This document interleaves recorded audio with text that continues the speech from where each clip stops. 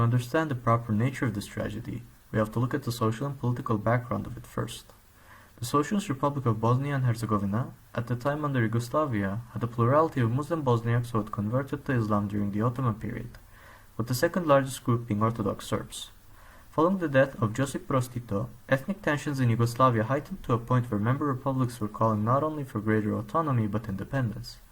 On the October of 1991, the republic would declare national sovereignty, followed by an independence referendum in February 1992, which was boycotted by the ethnic Serbs of this region. This would trigger an armed backlash from Serb paramilitary forces, who intended to create an ethnic breakaway state named the Republic of Srpska. It is important to note that ethnic boundaries do not fall in line with lines on a map. Prior to the Yugoslav wars, the peoples of this region had lived in scattered communities that regularly overlapped, mixed, and passed through one another's majority areas. An attempt to put a border in between two ethnic groups will always lead to members being cut off from their majority state, and this would often be the cause of ethnic cleansing.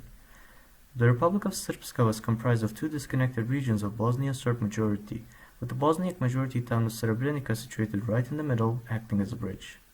Srebrenica was vital to the territorial integrity of the Republic of Srpska, making the Muslim Bosniak civilians of the town a defense liability and a threat to Serb sovereignty.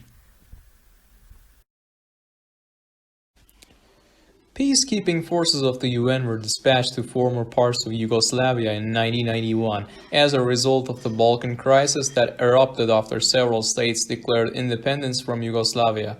In this study, UNPROFOR, or United Nations Protection Force, will be examined through the scope of military.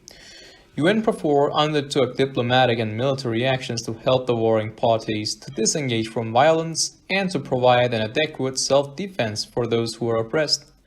It is worth mentioning that UNPROFOR was lightly equipped at the first phases of the civil war. One of the first implications of this peacekeeping troop was to declare some areas as safe areas when Bosnian Serbs started to undertake gruesome offensives against the Bosnian government. To increase its effect regardless of its limited military size, UN decided to enact Resolution 836.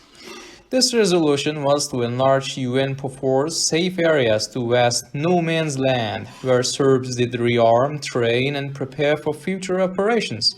This controversial resolution was stemmed from unwillingness of UN Security Council members and their unrealistic attitudes. It is stated that UN needed 34,000 more additional units to secure its enlarged safe areas. UNPROFOR also failed to identify itself as a neutral organization so that Bosnian Serbs recognized them as a different enemy. Throughout the conflict, some safe areas started to become pockets at the field of battle, and one important safe area that was encircled was Srebrenica. There are even some reports about UN military equipments being hijacked by Serbs. 500-strong UNPROFOR troops were encircled by Serbs, and a full-scale offensive wiped the fortifications of UNPROFOR forces. Residents of a safe area was exposed to a bitter end.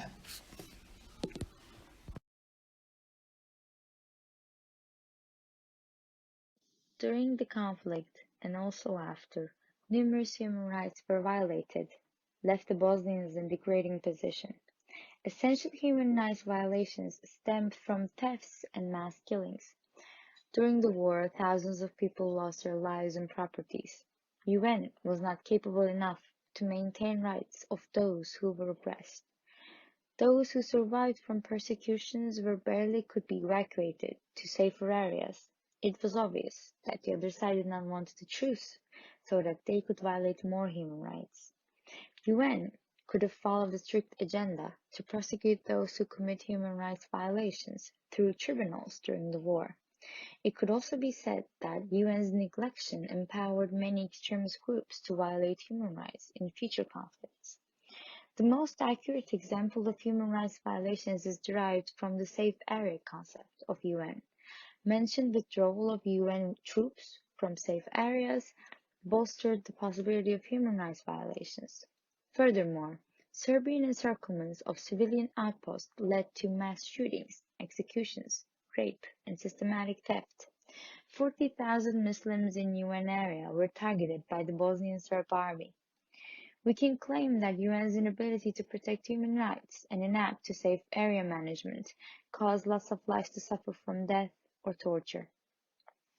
To prevent further human rights violations, states should have an obligation to intervene and protect oppressed minorities. It is obvious that those who are oppressed cannot wait for UN and its bureaucratic resolutions.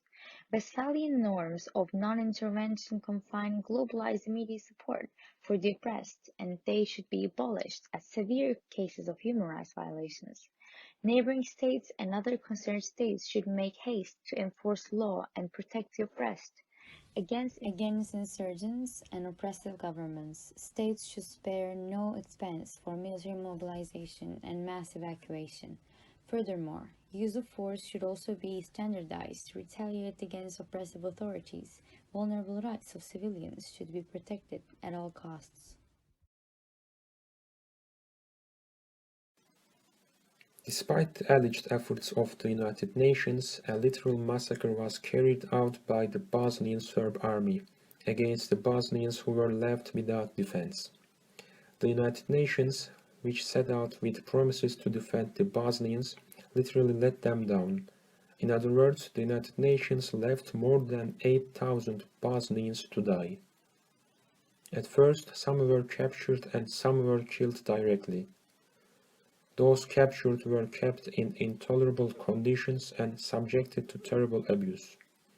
Several Muslim prisoners have reported being crammed shoulder to shoulder into small rooms and being unable to move or go to the bathroom.